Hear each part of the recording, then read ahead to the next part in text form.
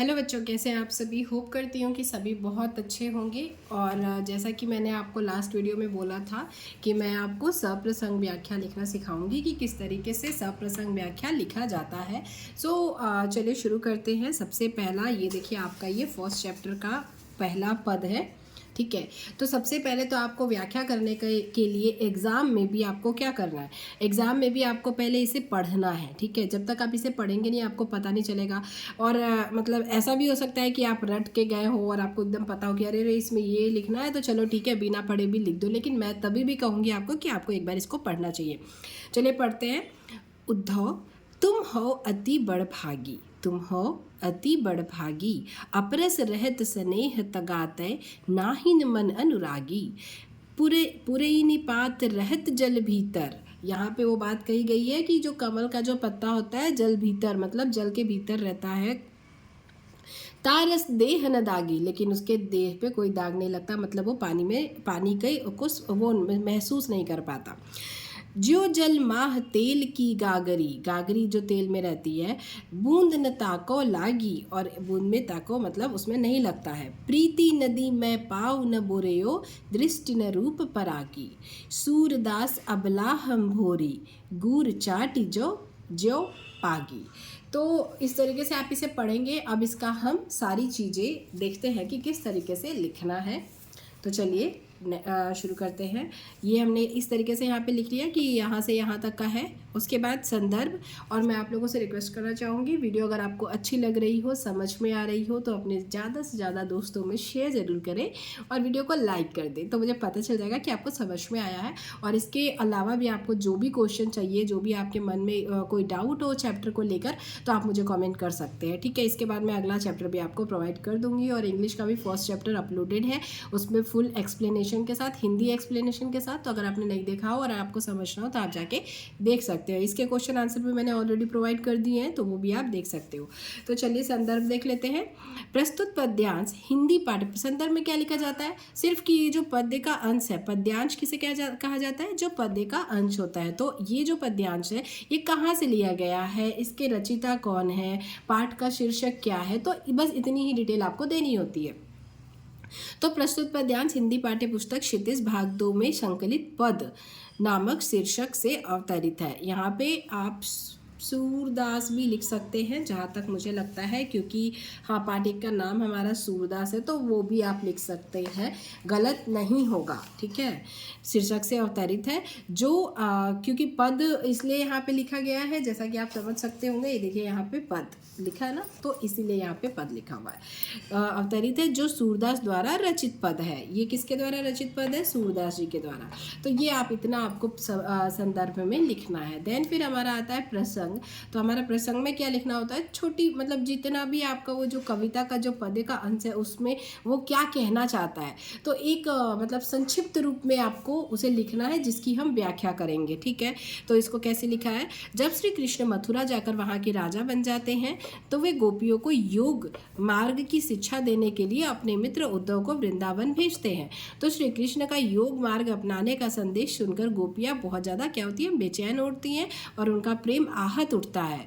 तो मतलब वो उनको अच्छा नहीं लगता है कि एक तो वो खुद आए भी नहीं कृष्ण, और हमें योग की शिक्षा मतलब देने के लिए भेज दिए किसी को, तो इस टाइप से उनको बहुत बुरा लगता है। तो वे उद्धव की बात सुनकर उस पर व्यंग करती हुई ये शब्द कहती हैं। तो इतना ये हमारा प्रसंग हो गया, मतलब एक शॉर्ट फॉर्म में। अब हम इसकी व्याख्या करेंगे, तो चलिए देख लेते हैं कैसे लिखेंगे। गोपियाँ श्री कृष्ण के द्वारा, यहाँ पे गोपियों लिखा है, यहाँ पे गोपियाँ कर लीजिएगा। गोपियाँ श्री कृष्ण के द्वारा भेजे गए संदेश को सुनकर उद्धव पर व्यंग करती हुई कहती हैं कि हे उद्धव, तुम बहुत ही सौभाग्यशाली हो। जैसा फर्स्ट लाइन हमारा क्या है, उद्धव तुम हो अति बड़भागी। ठीक है, उसका मतलब क्या है कि हे उद्धव तुम बहुत ही सौभाग्यशाली हो, तुम सदा ही प्रेम के बंधन से दूर रहे हो, तुमने कभी प्रेम की भावना को समझा ही ही नहीं, तुम श्री कृष्ण के समीप रहकर भी उनके प्रेम के बंधन में नहीं बंधे, मतलब उनके हमेशा उनके साथ रहते हो और तभी भी तुम्हें उनसे प्रेम नहीं हुआ, ये कैसे हो सकता है। तो ऐसा कहती हैं, ठीक है। फिर जिस प्रकार कमल का पत्ता, मतलब जैसा मैंने आपको बताया कि पूरे इन पात रहत जल भीतर तारस देह न दागी, मतलब जिस प्रकार कमल का पत्ता सदा पानी में रहता है परंतु फिर भी उस पर पानी का दाग नहीं लगता, उस पर जल की बूंद भी नहीं ठहरती, इसी प्रकार तेल की मटकी को पानी में रख दिया जाए तो उस पर भी जल की एक भी बूंद नहीं ठहरती। अर्थात कमल के पत्ते और तेल की मटकी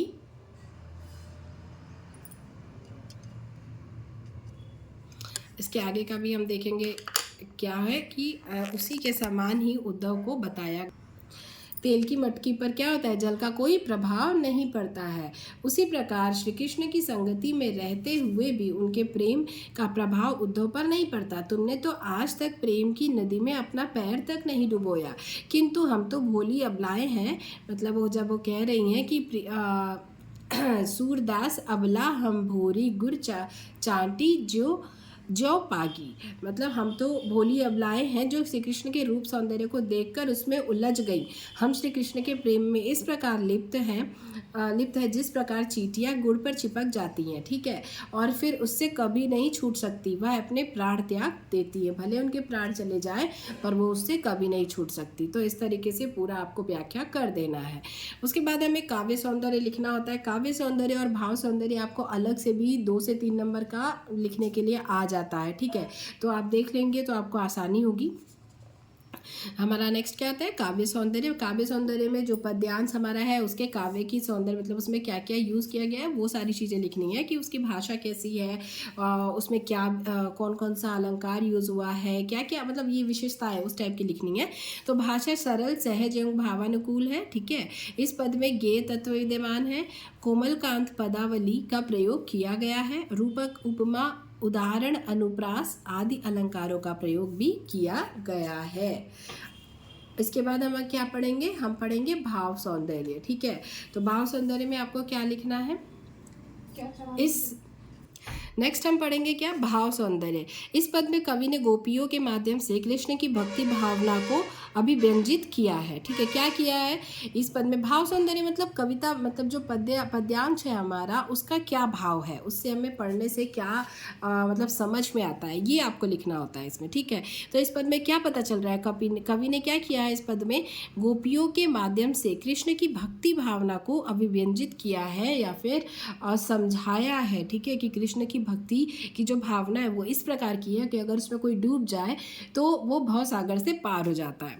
ज्ञान मार्गी अथवा योग मार्गी उद्धव पर करारा व्यंग किया है, मतलब जो व्यंग दिखाया गया है उसे प्रेम भावना से मुक्त व अनासक्त, अनासक्त मतलब क्या होता है, अनासक्त मतलब जो किसी पे आश्रित न हो, ठीक है, कहा है। दूसरी ओर गोपियों को श्री कृष्ण के प्रेम में डूबी हुई दिखाया गया है। तो इस तरीके से हमारा मतलब भाव सौंदर्य भी कंप्लीट होता है। आई थिंक ये हो गया कंप्लीट, ठीक है। हाँ, तो ये हमारा एक पद का मैंने किया है, मतलब सॉरी एक हमारा पद्यांश का किया है, ये यहाँ से लेके यहाँ तक, तो ये इतना बड़ा है, ठीक है। और ये वाला जो हमारा पद्यांश है ना, ये बहुत वेरी वेरी वेरी इंपॉर्टेंट है, तो आप इसे कर लीजिएगा। और इसके आगे मैं आपको बता दूँ कि सारे में ही आप किस तरीके से करेंगे। अगर इसमें भी डाउट हो तो आप मुझे कमेंट कर दीजिएगा, मैं सारे ही आपको बता दूंगी।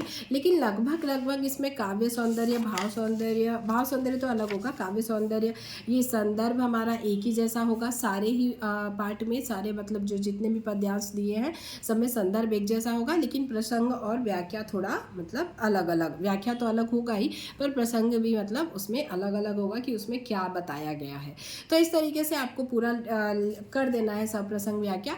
अगर इसके आगे भी आपको डाउट होता है तो आप मुझे बता सकते हैं, कमेंट कर सकते हैं, क्योंकि ये सारों का बताने के लिए बहुत टाइम लग जाएगा, एक वीडियो में नहीं हो सकता, इसलिए इसके लिए अलग अलग वीडियोस मुझे बनानी पड़ेगी। तो अगर आपको इसमें भी डाउट हो तो आप मुझे कमेंट कर सकते हैं, मैं ट्राई करूँगी कि मैं आपकी हेल्प कर दूँ, मतलब कर सकूँ, क्योंकि फिर उसके बाद आपको मैं ये लिख के समझाना पड़ेगा, क्योंकि ऐसे तो समझ में आएगा नहीं, आ भी जाएगा तो समझ में ये नहीं आता है कि लिखा कैसे जाए।